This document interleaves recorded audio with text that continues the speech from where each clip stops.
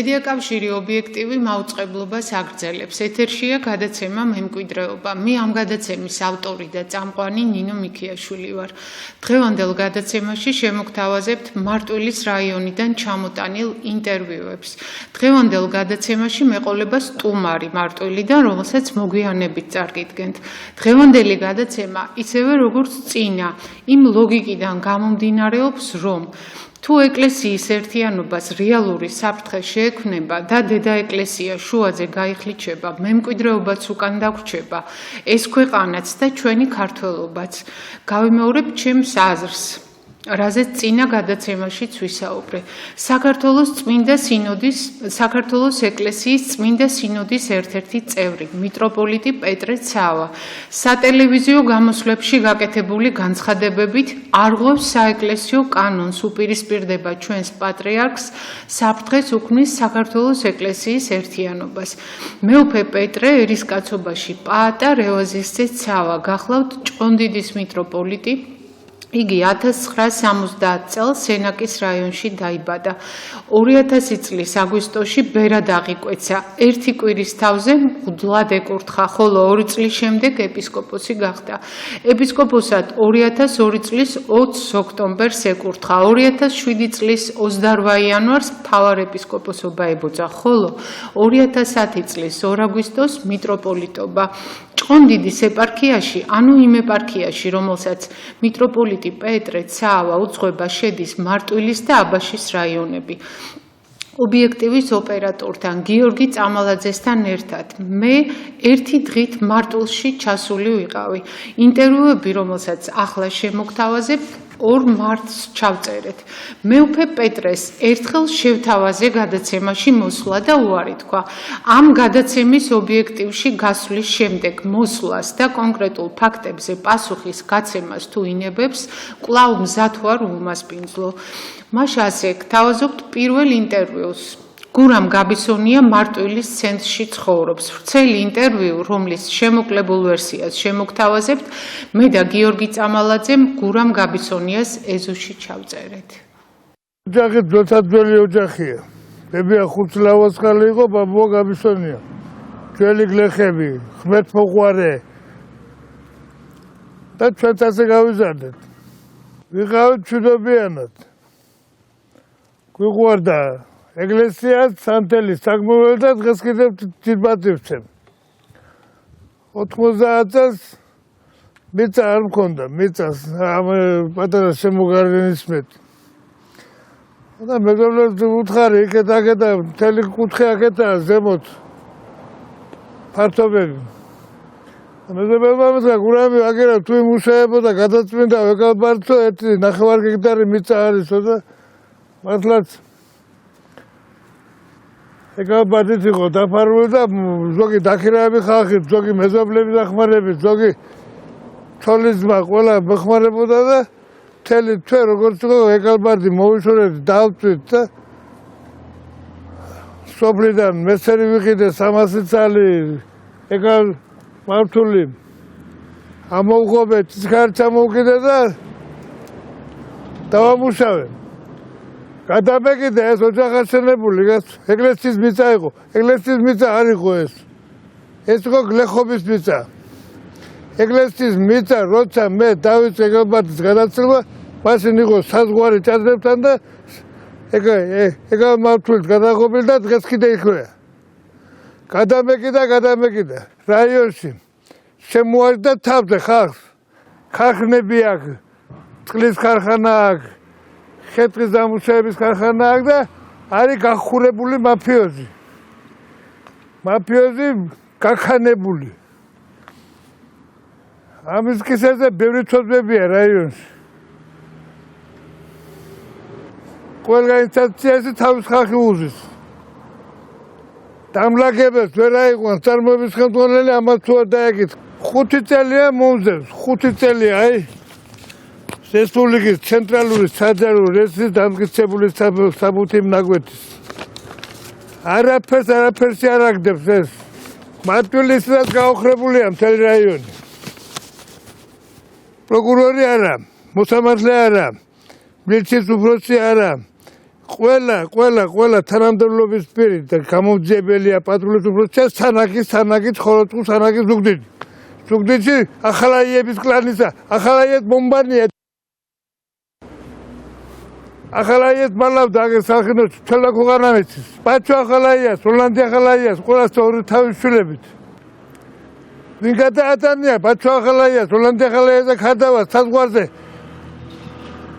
მილიონობით დოლარი კაბის ქვეშ ჟილეტი ქონდა და ჟილეტის გარეთ გადასული კაბაზე ჯვარი და კვერთხი და საზღვარზე არ გაუსინჯეს გადაუტანა მილიონობით დოლარი ახალაიასა პოლონეთში მეორე დღეს სასტუმროები და რესტორნები შეისყიდნენ არის ის მთავრობამ საქართველოს მთავრობამ ხო საქართველოს მთავრობამ მკვდარი ყავს გაწყვეტილია მთავრობა არ არის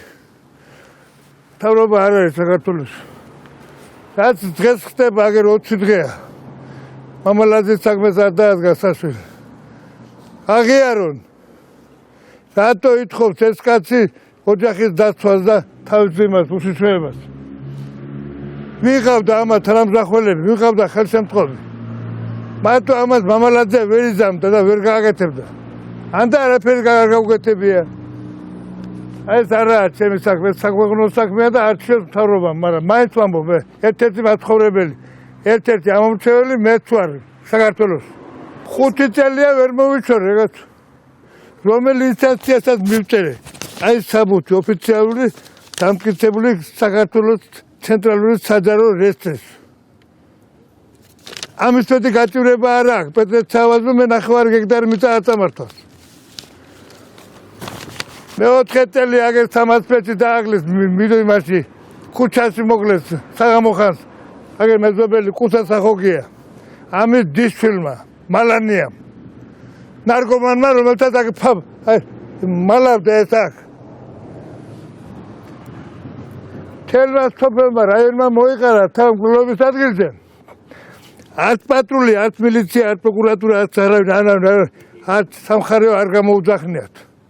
40 ანაფორა მოიყარა თავი და ამით მითითებით ყველაფერი დაფარენ. ორი შვილი და ცოლ-შვილი ოჯახი დატოვეს მარტო 42 წლის კაცი დაგლეს აგერ ქუჩაში. როცა 80-იან წლებში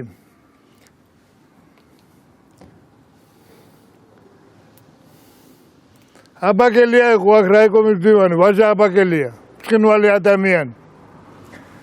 ჩაატარა მარტვილობა. და რაიონის სახსრებით ასფალტი გააკეთა, განახებთ იმ ადგილს ცაცხვია ზემოთ ბგორაგზე. იქ დადეს ტონანახევრიანი ლოდი. პატრიარქმა მანქანაში არ ჩაჯდა, ხალხთან ერთად აქედან იქამდე ფეხით ავიდა. ილია მეორემ.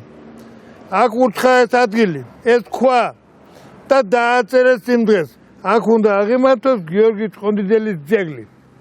იმიტომ რომ ეს ადგილი მთელი იმერეთის დაბლობს, მთელი კოლხეთის დაბლობს ასე უყურებს. მივიდა ეს საძროხე დადგა და ფუნი და ნაგელი და შადით გაართო ეს ადგილი. ეხლა იქ დგას. არავინ არ მიაქცია ყურადღება.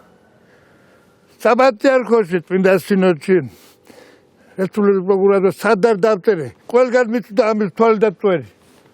სინოდის სვომა და საპატრიარქო ამას ფეხებთ ეკიდია. ეგ არის მაფიოზი, გავარდნილი პირთავარდნილი. სახეზე ვერ ხედავთ ატიბია. და 1000 ლიონით ვერ მონახა პეტრემ, რომ იქ იმ ნაკურთხ ადგილზე გიორგი ჭყონდიდელის ბიუსტი დაედგა. ეხლა 750-750 მანეთი მოინახა და გზა გააკეთენ. იმ ცაცხვამდე. პეტრეს სადროხემდე. ვინც უნდა მოვიდეს და ვანახებ, ეგერა. სადროხე და გაკეთებული გზა, რომ 700-800 მენ დაждდა. მარტოში მანეთი საქმე არ გეთება წლამდე. რა უნდა ელაპარაკო მე? ვისი უნდა გწამდეს? სინდისიდან ნამუდა კარგული ადამიანი აბა რა არის? ჯერ ისედაც უნდა მცენ პატივი მე 2 ოპერაციები კაცი ვარ გულზე. და 500 მეტრო მიწა 9 ჰექტარი. როცა მას 30-40 ჰექტარი მიწები აქვს დაბლობზე და არ გაწყა ამის მუცელი სახინო ხო ხელში და შეიდნო ხელში მთელი სახინოს მოსახლეობა საგაზრდო მანეთად მიყიდა სახინოს კოლმეურნეობა განთქმული კოლმეურნეობა რესპუბლიკაში ახლა მოусმინეთ ანტონ იგივე მიხეილ მებუნიას იგი არის სოფელ სალხინოს მკვიდრი ეს არ იყო აქ ადრე იყო 56 წელს დაარსდა ინტერნატი და მის მერე სულ ვარ ჩვენ ვარ და ის პატარა ტერიტორია ჰქონდა ბოსნიენ თორე ჩვენი იყო ეს ყველა ეს რაცა და ეხლა ესენი რომ მოვიდნენ თვითონ მივედი იმასთან რა ქვია პეტროსთან მივედი და პეტროს უთხარის ეს მიწა მეთქი ჩემია მეთქი რამდენი ხანია მოცემულია ჩემზე და ამისეულისა მეთქი და რატომ მართმევ თქვენ მეუღლე ამასო ვერავის ვერ მივცემო საკაშვილმა მე ეს მაჩუკაო სალხინოს სტალინის სახელობის კოლონიის უძრავი მოძრავი ქონებაო ეს ყველაფერიო პრეზიდენტმა მაჩუკაო და მე ამას ვერაფერს ვერ მივცემო და გამომიშალე აქეთ წამოვედი აქეთ მე უნდა მექნა და ვარ და სულ შუბში ვარ ერთმანეთთან რა არის თვითონ ძროხები უყენია ძროხები სამი ძროხა აგერა თია ეხლა და ღობები რას გავს სულ დამინგრია ისეთი საგონელი ყავდნენ 500 კილოიან საგონელები და ზაბორია 300 მეტრიანი ზაბორად არ ვარ გაისაა ყველაფერი ისეთ განიევა და რა ვიცი ახლა ერთი თვეა თორემ სულ დავდივარ გეგეჭკორში და საბუთები ყველაფერი მაქვს ნახაზიც მაქვს ორთოპოტოც მაქვს და ყველაფერი მაქვს მეუფე პეტრე არის ახალი ის მეზუღარი ოჯახის მეზუღარია სამი სახლი დიდი სახლი რა ქვია სარდაფი კოლონობის ქონება სამი ქონება კაცო 1200 კომლიანი სოფელი ვარ და როგორ კაც 1200 კომლიანი სოფელის სამეთქი ტერიტორია როგორ შეძლო იმას პრეზიდენტს შეიძლება რომ ეჩუქებია მეთქი და ახლა ხალხი კიდევ ახლა გვინდოდა აქცია რომ გაგუკეთებია და არ შეგვეშა იქან იმაში რა ბოლოს რა სხვა რა ვარ და ყოველდღე იმაშია ხალხი როზადის და პოლის შოვნას მეტი არაფერი თავი არ აქვს მაგდოს დიდი სახლი რო გააკეთებია სამშენებლო ტრასი რო გააკეთებია ნახევარი საკაშვილის არისო და ნახევარი პეტრეს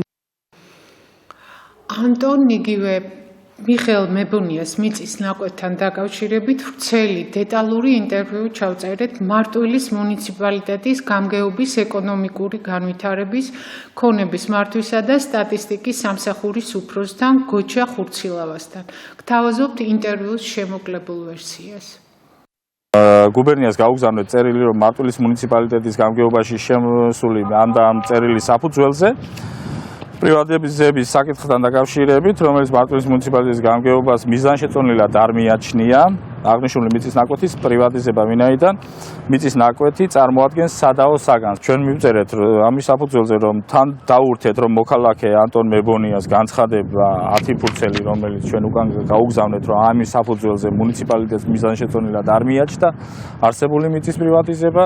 სამწუხაროდ ეს მიწა 2016 წელს უკვე 16 წლის ბოლოსკენ უკვე შეპესე მარტვილს გადაეცა რა ფორმით და როგორ ჩვენთვის უცნობია. ჩვენი გვერდისავლით მოხდა ეს ყველაფერი. ჩვენთვის როგორც ცნობილი გახდა დაინტერესება იყო ეკლესიიდან ამ მიწაზე. და ჩვენ მივედით პირადად ადგილზე, საერთოდ როცა სადაო საკითხი მოდის ჩვენთან, ჩვენ გავდივართ ადგილზე, დათვალიერებას ვახდენთ. ამ დათვალიერების შედეგად ჩვენ პირადად გავესაუბრეთ ბატონ ანტონს და მან ბრძანა, რომ მე მქონდა საუბარი საპატრიარქოს წარმომადგენლებთან და მითხრესო, რომ ეს მიწა ჩვენია და შენ ამას ვერ დაირეგისტრირებ. კონდინის ეპარქიაში შემოდის, სოფელი სალხინო კი ბატონო.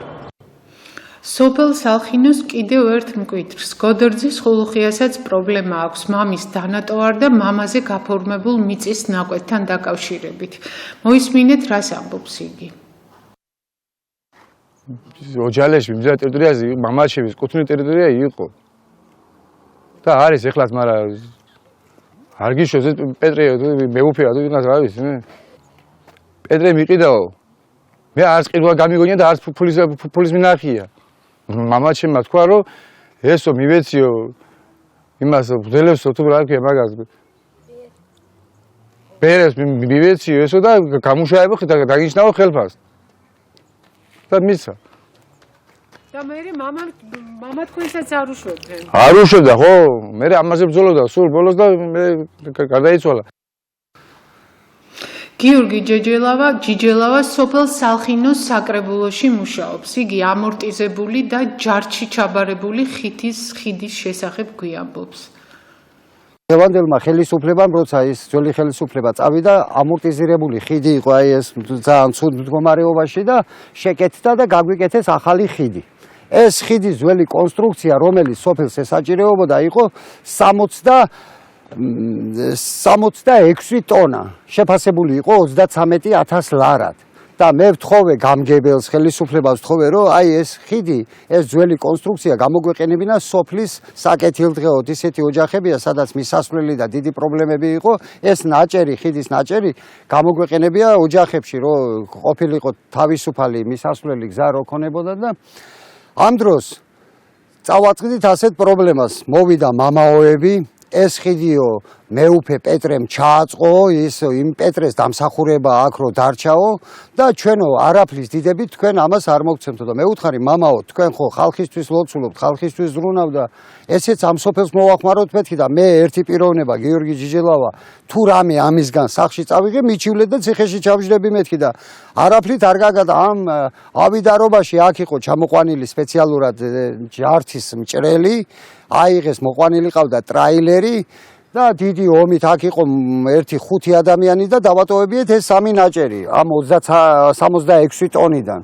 დანარჩენი აიღეს და უგზო უკლოდ გაქრა. მაინტერესებს სად წაიღეს ეს ხალხის კუთვნილი ქონება, სად ჩაბარდა და მე ეს ფული ვის მოხმარდა, ვის? აი ხალხს მოხმარდა, ეკლესიას თუ მოხმარდა ძალიან კაი. თუ ჯიბეში ჩავიდა ვინმეს ჯიბეში. აი ამითაა ხალხის დაინტერესებული და დღემდე ამ კითხვაზე არის პასუხი გაუცემელი. მე ვუთხარი დიდო მეუფევ ეს ხიდი მოვახმაროთ მეთქი ამ გაჭირებულ ხალხს, ჩვენგანაც მადლიერი იქნებიან, ხელისუფლება ამაში ჩვენ ყველანაირად ხელს შეგვიწყობს, დაგვეხმარებიან მეთქი და გავაკეთოთ მეთქი, მაგრამ ყურად არის.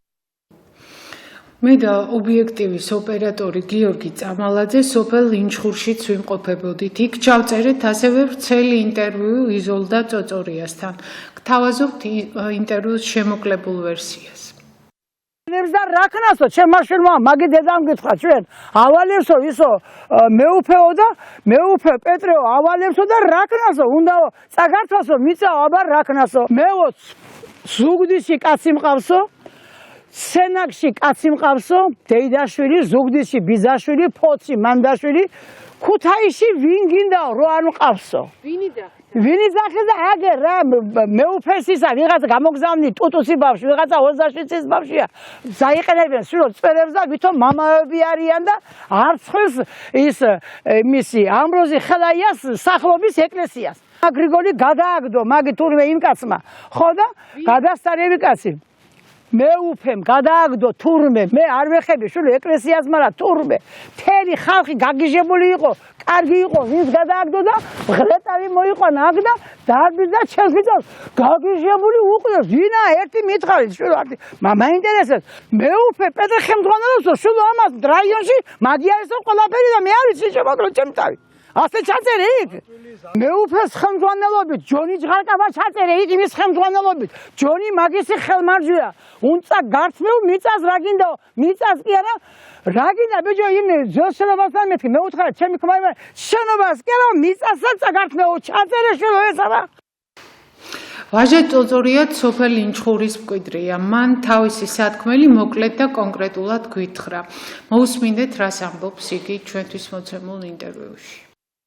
იჯარით ქონდა და მე ვინ არ მოვიდა, ესე იგი გამგეობიდან დაწყებული, დლებიდან დაწყებული, უნდათ ეს მიწა რა, მე სასწრაფოდ გავაფორმე, რეესი რომ ვიცოდი რა ძალაც ქონდა და არ წამართვარ მეთქი და გავაფორმე. რო გავაფორმე მის მერე ვაჭრობა დამიწყეს რა, 1500 ლარს მოგცემთო ისიცო წელიწადშიო 500 ლარადო ისიც მეუფე პეტრეს უნდა შეუთანხმოო რა, ეს ეხლა ვინც არის ხდელი, ის მელაპარაკება რა. მე ვარი უთხარი ეხლა არ მოკიდი მეთქი რა მიწას, თან 1500 ლარად ეს მიწა არის როგორ იცი ნაჩუქარივით რა. მე დედაჩემთან ისურვა რა ლაპარაკი და სახში მოვიდა ჩვეულებრივად. დედაჩემ უთხრა 4 შვილი მყავს, 8 შვილიშვილი, 4 შვილთან შვილიო და შენო მილიონი რომ მომცეო, მაინც არ მოგცემო რა. არ გაჩერდნენ ესენი ახლა ეს მეზობელია და ვიცი რომ ეს მიწა ამათი არის და ბევრი ფულებიც აქვს დახარჯული რომ აი სუქვები იყო რა. დღეში 7 ლარს აძლევდა რომ ვიღაცა ხო მუშაობდა რა და აი ეგ ეყენა ზვინები რა ქვის. და ახლა ამაზე იზალაძეს, იმიტომ რომ არ ქონდა რა გაფორმებული. მე ავტომატურად მე ახლა ის ზაბოი რომ მოდის, ის ბოლომდე წავიდოდა და ავტომატურად ჩემი მიწა შიგნით იქნებოდა რა. არც გზა მექნებოდა, არც არაფერი. რო ჩემი მიწა შემსულიყავ. მე ჩემი მტრის მტერი ჩემი მეგობარია, ხო იცით? ამას ამოუდეგი, ისედაც ამოუდგებოდი. სოფელი დაშინებულია, თორე აქ იქნება უამრავი ხალხი. ასეთი ბევრი აქვს თამარ გაკეთებული და რა ვიცი ეხლა რომ გავარდნოდა და ის პატრიარქად ყოფილიყო, ალბათ ამ მიწას კი არა, იქიდან კიდე ამასახლებდნენ, სადაც ცხოვრობ ეხლა. იმ სახლიანად. ჩემი აზრი ასეთია, მე მართალგას ყოველთვის დაუდგები და ამოჯახს. დაშინებულია, იმიტომ რომ აი ძველი ის ახსოვთ რა, ნაციონალებისთვის, რა ქვია, თარეში, მე ისევ ნაციონალი რო დაждდებოდა მან. ხო იცით, როგორ ავიწროებდნენ ხალხს. იქითმა კიდე მიწა და აროჯერ მოვიდა ერთი იქ მაცხოვრებელი და ეს მიწა ჩემი ყოფილაო რა. და მეუბნება, ახლა ვინც არის გამგებელი სოფლის, დააბრუნეს, ის იყო ყოფილი ნაციონალი რა და სასამართლოში მოიგეს და ეხლა დროებით არის თუ რა გამოიყენეს, ვინ გამოიყენა? ესენი არ ჩანან, მე ემოციური კაცი ვარ, ფიტილივითა ვარ რა. просто ან მე მოვკრავდი მაგას ანის, ორივე აწყობდა. მე ან მე მომიშერავდნენ ან იმას და ჩაიგდებდნენ ხელში რა. ამა ასეთი თამაშების ვირტუოზები არიან ესენი. მეუფე პეტრეს და ეს ანდრიას. ეგ არის არქიფო. აი მეუფე პეტრე ცევარი მარტვილის არქიფო, რომელიც ყველაფერზე წავა, ოღონდ თვითონ იყოს კარგად. ყველა ნაცი ეგრეა. აი ყოფილი ნაცი არ არსებობს. ყველა ამ სულით არის და ამ სულით ცხოვრობენ. მაგათ ფეხზე კიდე ახალგაზრდობა, ბავშვები, მოხუცები, მით უმეტეს რაც ადრე წავა ეს თაობა. ახლა წარმოგიდგენთ გადაცემა მემკვიდრეობა სტუმარს, გიორგი იგივე გია ჯეჯელავას, სოფელ სალხინოს საკრებულოს თანამშრომელს. ეს გადაცემა ინტერნეტით ჰქონდა დაანონსებული. ამ გადაცემას ავის და კეთილის მსურველი ინტერესით ელოდა. აინტერესებდათ ვინ, რამდენად ავტორიტეტული ადამიანები ისაუბრებდნენ მიტროპოლიტ პეტრე ცავაზე.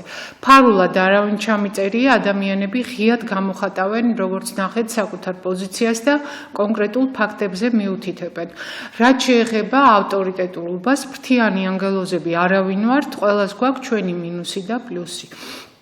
გიორგი ჯეჯელავასთან ინტერვიუ მე პირველად ვნახე გაზეთ საქართველო და მსოფლიოში. ვიცი რომ თქვენთან ინტერვიუ ასევე გაზეთ ალიაში იყო გამოქვეყნებული. იმ პრობლემებზე, რაზე სასაუბროდაც დღეს ეთერში მოგიწვიეთ, საჯაროდ უკვე გაქვთ ნასაუბრები, ამის თქმა მინდოდა და უბრალოდ ეს არის თქვენი პირველი სატელევიზიო ეთერი. მარტვილში ჩამოსვლამდე და ჩამოსვლის შემდეგაც ჭყონდიდის ეპარქიიდან გამოძევებულ არაერთ სასულიერო პირს შევხვდი, დიდხანს ვისაუბრეთ. მაგალითად, 9 წლიანი რეჟიმის დროს მამათა მონასტერში სპეცრაზმის შეყვანაზე, ჭყონდიდის ეპარქიიდან სასულიერო პირების გამოძევების დეტალებზე, გახმაურებულ საქმეებში გამოჩენილ ძალოვანთა სისასტიკის გამართლებაზე, ესე 9 წლიანი რეჟიმის დროს, იმაზე თუ როგორ ამართლებდნენ ციხეში ძალადობას, ცოცხებს, მიტროპოლიტ მიტროპოლიტი პეტრე ცაავა და მისი გარემოცვის წევრები. აი ამაზე ვესაუბრე სასულიერო პირებს. სასულიერო პირები ისევე როგორც მთელი ერი ელოდებიან სინოდის ხდომას. ბატონო გიორგი, მე და თქვენ არ ვართ სასულიერო პირები. ერში ვარ და საჭიროების შემთხვევაში და სურვილის შემთხვევაში კონკრეტულ ფაქტებზე ღიად საუბარს არავინ არ გვიშლის. თქვენ იქნებ გვიამბოთ თქვენი ინფორმაციით, რატომ დატოვა სასულიერო პირებმა, რატომ დატოვეს სასულიერო პირებმა ჭყონდიდის ეპარქია. ისინი თერჯოლაში, დარიალის ხეობაში, მცხეთასა და თბილისში გადაანაწილეს. მას შემდეგ, რაც კონკრეტული ფაქტების შესახებ ჩვენმა პატრიარქმა შეიტყო. თუ შეიძლება საუბარი დავიწყოთ მამა გრიგოლით, ქალბატონმა იზოლდა წოწორია მახსენა მამა გრიგოლი. მე ესე ვიცი, იქაურებისგან, რომ მას აჩუქეს დიდი სატვირთო მანქანა, თუ არ ვცდები ესეთი ურალი და მე ამ სატვირთო მანქანით შეშას უანგაროთ უყოლოდ ყველაფროთ მთიდან მოსახლეობისთვის. ის გამოუშვა იქიდან მიტროპოლიტმა და მის ნაცვლად არის ის მამაო, რომლის შესახებაც ბატონი ლაპარაკობს. და ვაჟა წოწორიაც, მამა ანდრია. დიახ. გისმენთ. მივესალმებით თქვენს მაყურებელს ნინო, მადლობა მოწვევისთვის. ძალიან ბედნიერი ვარ დღეს მე აქ როსი ვარ, იმიტომ რომ გვეძლევა საშუალება დღევანდელ ხელისუფლების პირობებში ნებისმიერმა ადამიანმა ილაპარაკოს სიმართლე. კიდევაც დავაზუსტებ მაპატეთ, რომელიმე ტელევიზიამ, აი როგორც მე დავინტერესდი, ჩამოგაკითხეთ თქვენ, იმიტომ რომ დამირეკეს კი, მაგრამ ჩამოსვლით არავინ არ ჩამოსულა, მე უბრალოდ აქ იმიტომ მოვედი, რომ აი ხალხის თხოვნა იყო ეს, მარტო ჩემი აზრი კი არ იყო, ეხლა მე აგერ დიახ და სხვათა შორის მამა გრიგოლი არის ძალიან ისეთი პიროვნება და იყო ჩემი მოძღვარი. პირველად მე აი მაინც და მაინც ეკლესიური იმით არ ვიყავი გამორჩეული, მაგრამ მამა გრიგოლი მაზიარა მე ეკლესიურად და მე ინჩხურში როცა მუშაობის პერიოდში მოსახლეობა ისე შეიყვარა მამა გრიგოლი, აი ყველა იყო კმაყოფილი, ეკლესიას მრევლი ყავდა ძალიან უამრავი და გაუშვეს მამა გრიგოლი, იმიტომ რომ მეუფის დაუკითხავად ხდებოდა ეს ყველაფერი. და ანუ მეუფის დაუკითხავად ხდებოდა ხალხის პატივისცემა, ხალხის ყურადღება, ხალხის დახმარება და ეს გახდა რაღაცნაირად მიუღებელი. ანუ მეუფე იმას კი არ ვიძახი, რომ მეუფე უგრძალავდა. მეუფეს უნდა ცოდნოდა ყველაფერი, აი ვინმეს რო ემსახურები, აი რომ ჩამოვიდა მაგალითად გრიგოლი გაყვა ვიღაცას მთაში, შეშის ჩამოსატანა და პროცესს რო არ ესწრებოდა, მე ეს ვიცი ხალხისგან, მამა გრიგოლის ტელეფონით უკავშირდები, მის მერე მე არ მინახია და ამ თემაზე არ მისაუბრია, მაგრამ ეპარქიაში აღარ არის მამა. არა, გაუშვეს. მამა გრიგოლი გაუშვეს კიდე ისეთნაირად, მაგრამ არის ისეთი მაგალითად ყველაზე დიდი წვლილი ქართული ეკლესიის და მარტვილის ეკლესიის განვითარებაში მიუძღვის პირველი იყო მამა გოჩაცაავა და მამა სერაფიმე. ეხლა არის სვეტიცხოველში. სერაფიმე მოვიდა სალხინოში, პირველად მოვიდა ჩემს სახლში, მე ავყევი წაჩქურუს მონასტერში და სერაფიმეს პერიოდში სერაფიმეს აინტერესებდა მარტო ერთი, რაც შეიძლება მეტი მრევლი ყოლოდა ეკლესიას, რაც შეიძლება მეტი პატიოსნება ყოფილიყო და რაც შეიძლება მეტი სიკეთე. თვითონ ფილოსოფოსი იყო, ისეთი ის იყო, რომ ხალხი იყო ძალიან კმაყოფილი და ბედნიერი. მერე სერაფიმეს რაღაცა პრობლემა შვილი მოუკვდა, იქ დადიანის სასახლეში ცხოვრობდა თვითონ შიგნით ეზოში, შვილი მოუკვდა და მეუფემ აიძულა მამა სერაფიმე, ისიც გამოუშვა. ამას მოყვა კიდე მამა ნაზარ ბასილაია, იმას აბა და რა ვიცი რა საშა, არ მინდა ამ თემაზე მე ვილაპარაკო იმ დოზით, რომ აი ყველაფერში არა ვარ იმ დოზით გათვითცნობიერებული, მაგრამ ყველა გამოუშვეს, ერთი კი არა, ბევრი, მამა პავლე მაგალითად. აი კიციაში არის ნოღაში არის ეკლესია, მაშინ იყო სოფელი კიწიაა და ნოღაში არის ალერტის ეკლესია. და როცა არჩევნები იყო, არჩევნების პერიოდი იყო ზუსტად, აი წინა ხელისუფლება რო გადაშენდა ის არჩევნები. აი მათი გადაშენების არჩევნები რო იყო, მაშინ მეუფე პეტრე სარემორჩილებოდა ეს მამა პავლე. და ჩვენთან იყო სულ ჩვენ ვაკითხავდით მამა პავლეს, ჩვენთან ჯდებოდა პური საჭმელად, ყველაფერი და ჩვენს გვერდით ვიდგა და პეტრე მამაზე ჯავრი იყარა სხვანაირად, იქ სპეცნაზი შეგზავნა, მე ეს მამაოები დააწვინეს, იქ ვინც ყავდა, დააწვინეს და აიძულეს შერცხვა რა ადამიანს შერცხვა. ეცრაზმი შეგზავნა დავა კონკრეტ. მე ვიცი რომ ეს ზუსტად ვიცი რომ მამათა მონასტერში. დიახ, მამათა მონასტერში, ალერტში. ხო და წავიდა მამა პავლე, მაგარი პიროვნება, მე რა ჩვენმა უწმინდესმა ჩაიხუტა გულში ჯვარი თვითონ თავისი ხელით ნაკურთხი ჯვარი აჩუქა მამა პავლეს. ხო და ასე დარჩა. მე იქ კიწიაში გამოვიდა უამრავი ხალხი და ესეც ჩაიფარცხა. ესეც მოახერხა მეუფე პეტრემ, რომ რაღაცნაირად დააშოშმინა მე რაღაცეები, რა ვიცი. მე იქ ანუ მე იმით ვარ დარწმუნებული, რომ ყოფილი გამგებელი ვინც იყო, აი დღეს ხო გვყავს ჩვენ არჩეული გამგებელი, რომელიც ხალხმა აირჩია.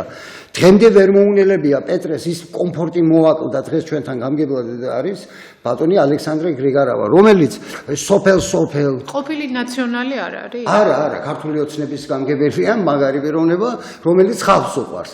ეს პეტრესთვის ყველა აი ესეთი პიროვნებები პეტრესთვის არის მიუღებელი, იმიტომ რომ ის ქუჩა, აი მე მაგალითად აი კომფორტი მოაკლდაო რა. კომფორტი მოაკლდა ის რომ ეხლა ყოფილი გამგებელი ეხლა ყავს დირექტორად. რომ წააგო არჩევნები სასულიერო ის სკოლის დირექტორად, ყოფილი გამგებელი. სკოლის? დიახ, სკოლის დირექტორი, მამუკა დანელია. ეხლა იქ გადაიყვანა იქიდან. ინტერნატის, ხო, სკოლა ინტერნატის დირექტორად, იმიტომ რომ იქიდან გადმოიყვანა სკოლა ინტერნატში. ხო, სალხინოში, იმენა სალხინოში.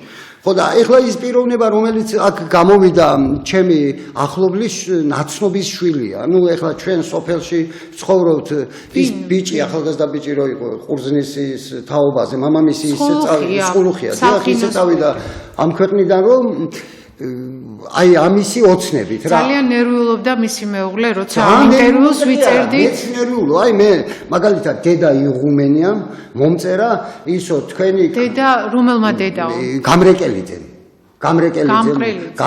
ხო, დედა თამარმა მომწერა. ძალიან აქტიური ადამიანია ინტერნეტში და აგრესიული განცხადებებით გამოირჩევა. ჩემს მიმართ, ეხლა მე მემუქრებიან ცემით, ხელფეხის მომტრევით.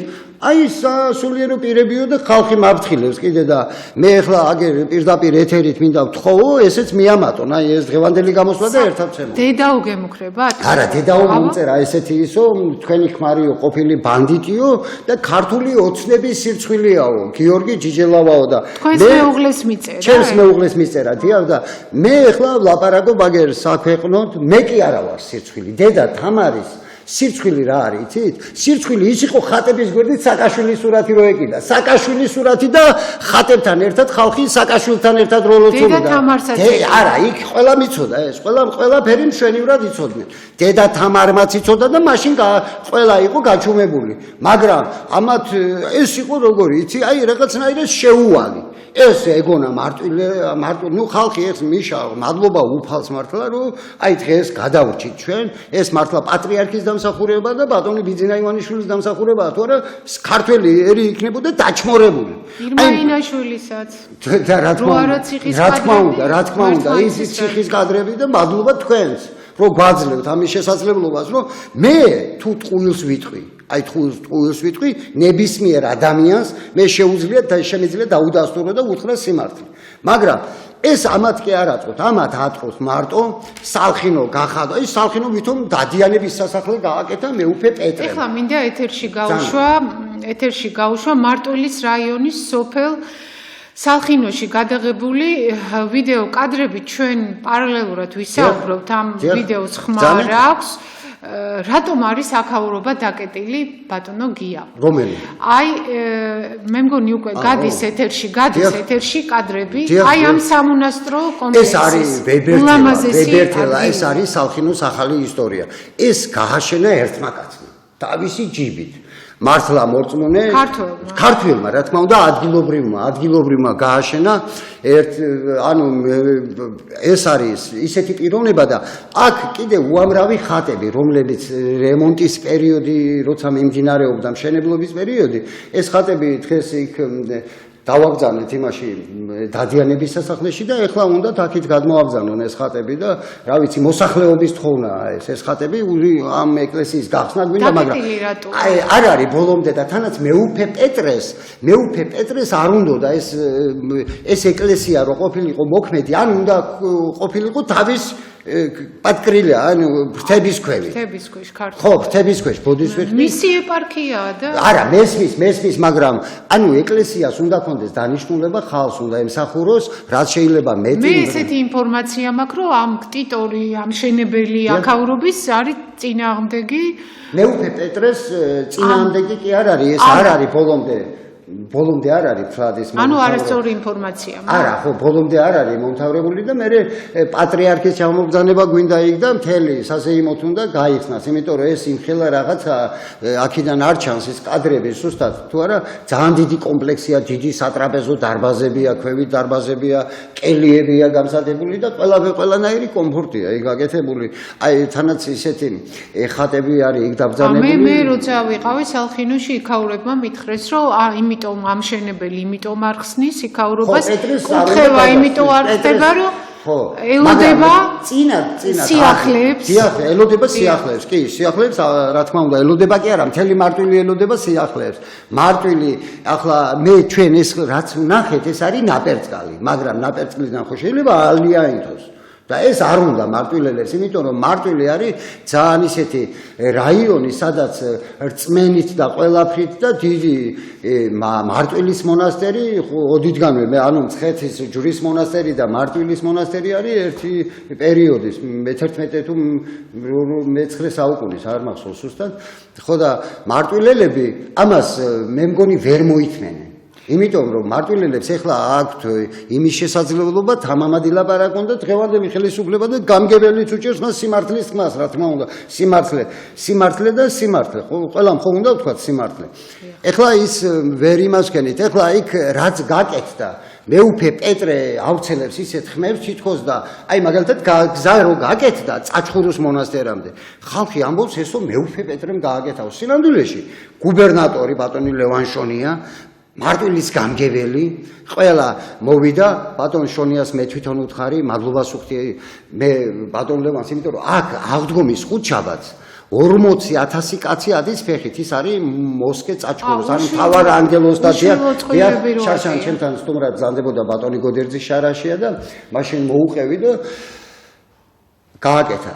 ის შესასვლელი ხიდი და ის რო არის ეს ბატონი თემურ გადილიან გააკეთა. რომელი ხიდი თქვენ ჩაქცევთ? აი ეკლესიის შესასვლელი ხიდი რო არის.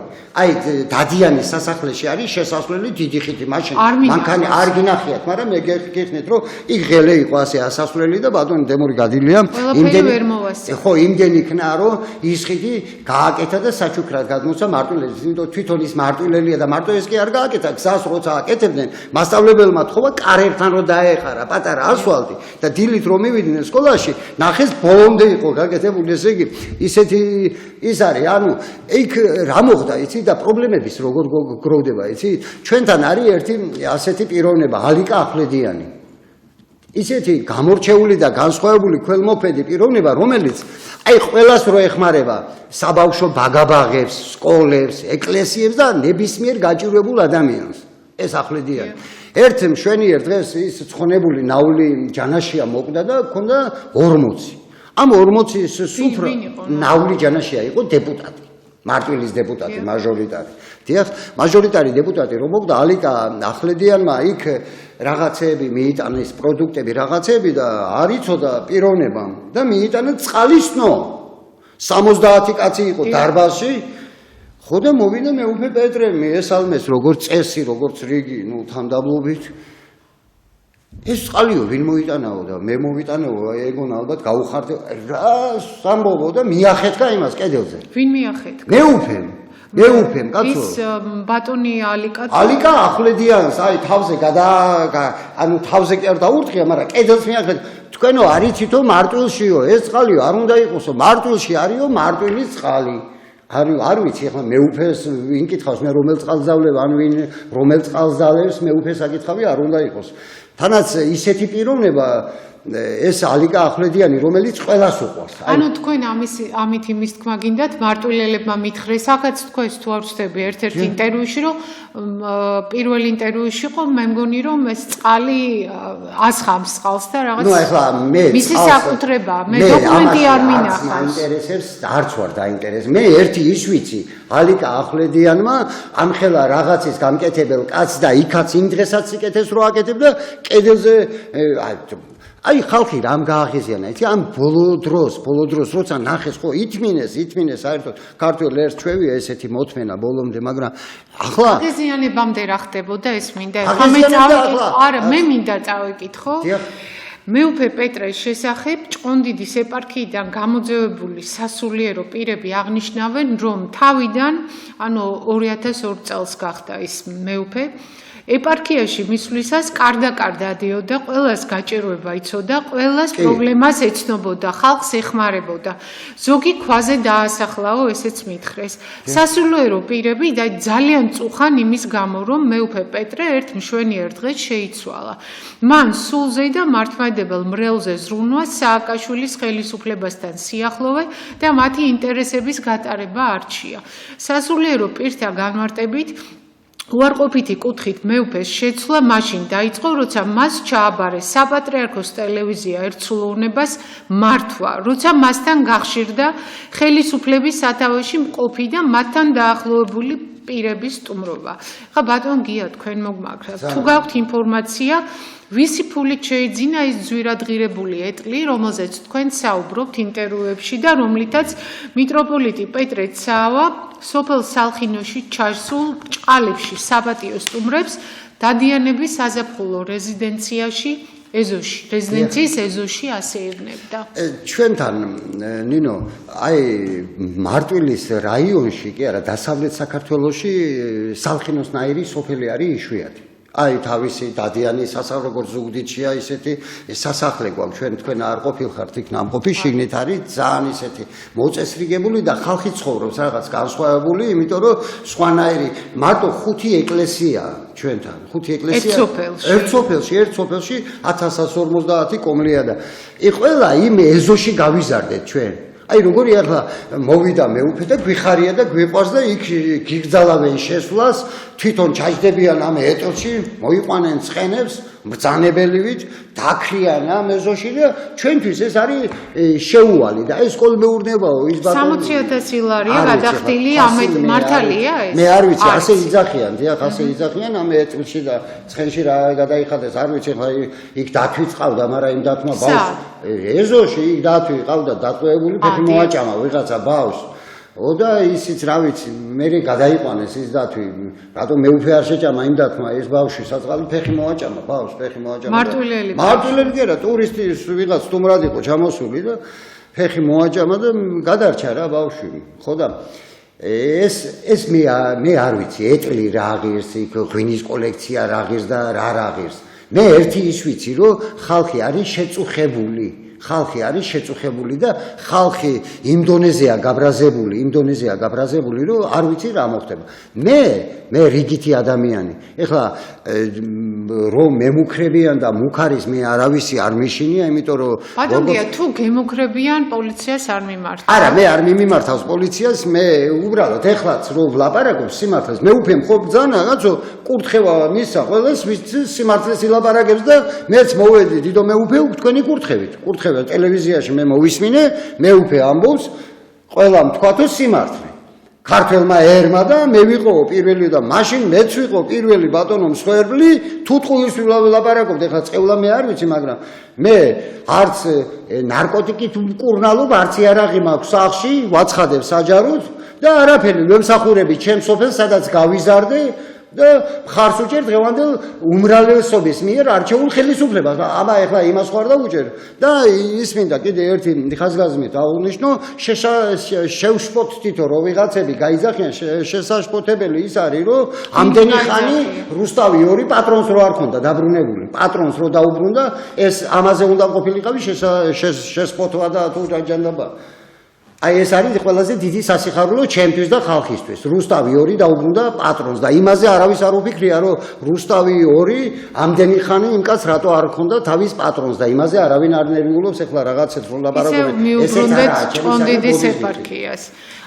სააკაშვილის მმართველობის დროს სამეგრელოში სტუმრად იყო ჩვენი უწმინდესი და მან ჯილდო გადაცა როლანდ ახალაიას, ბაჩო და დავით ახალაიების მამას და ეს ყველას ძალიან გაუკვირდა. დიახ, თქვენ რა იცით ამ ფაქტის შესახებ? მე ის ვიცი, რომ აი ეს ისეთია, რომ კაცი, რომელიც ომში არ წასულა და გვირის წოდება რომ მიაწოდო. საერთოდ როლანდ ახალაიას რატო ეკუთვნოდა? ეს პატრიარქს კი არ გადაუცია.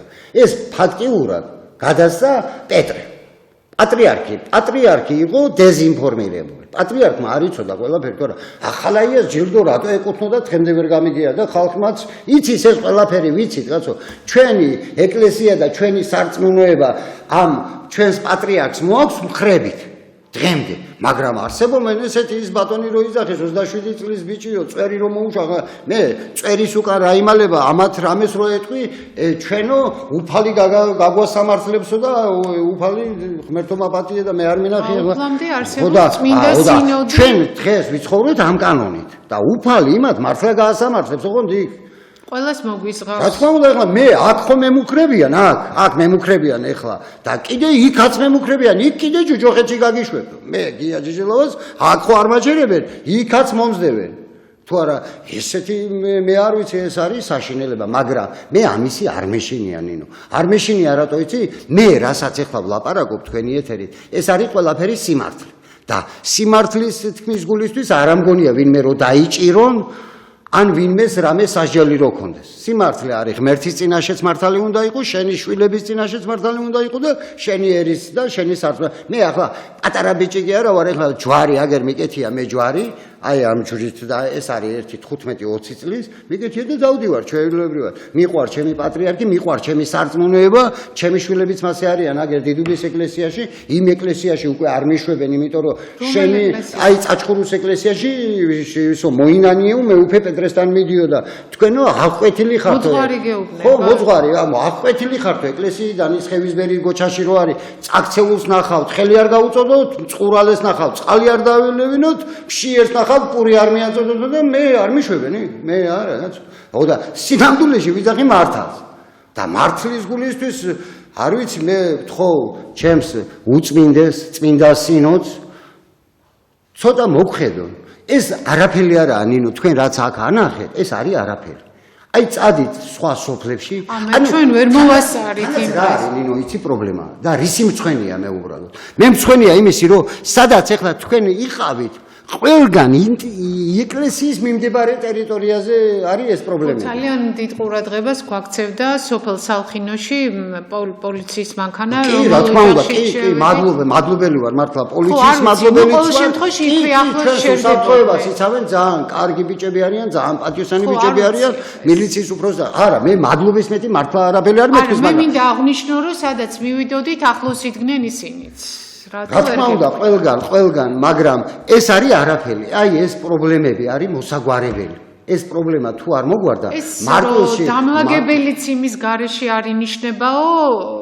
არა, ეს ტყუილი ახლა გამგებელი, ამას არ ემორჩილება ნინო და ამიტომაა ეს კაცი გაღიზიანებული და გაბრაზებული. საწარმოშიო ესე თქვა. არა, პეტრეს საწარმოში არ ვიცი და თვითონ მარტვილის გამგებელს პეტრეს რაც ეკუთვნის, იმის მეც არაფერს არ აძლევენ. პეტრე არის იმისთვის არა, ახლა პეტრე როგორ არა, ახლა სასულიერო პირი ბრძანდება, ის თვითონ ქრისტიანი კაცია, მაგრამ მარტვილის გამგებელი პეტრეს არაფერს არ უთმობს და წინა გამგებელი პეტრეს ართმევდა ლანგრით. ჩვენი გადაცემა დასასრულს მიუახლოვდა, მე არ გამოურიცხავ, რომ მარტვილის რაიონში და ჭყონდიდის ეპარქიაში შესაძლებელია მეორედაც ჩავიდეთ და ჩამოვიტანოთ მასალა. შესაძლებელია. მე შეგახსენებთ, რომ გადაცემა მემკვიდრეობა სტუმარი იყო გიორგი ჯიჯელავა, სოფელ მარტვილის რაიონის სოფელ სალხინოს მკვიდრი. მე გადაცემა მემკვიდრეობას ავტორი და წამყვანი ნინო მიქიაშვილი გემშვიდობებით. ობიექტივი გააგრძელებს პირდაპირ ეთერში მაუწყებლობას. კარგად გრძანდებოდეთ.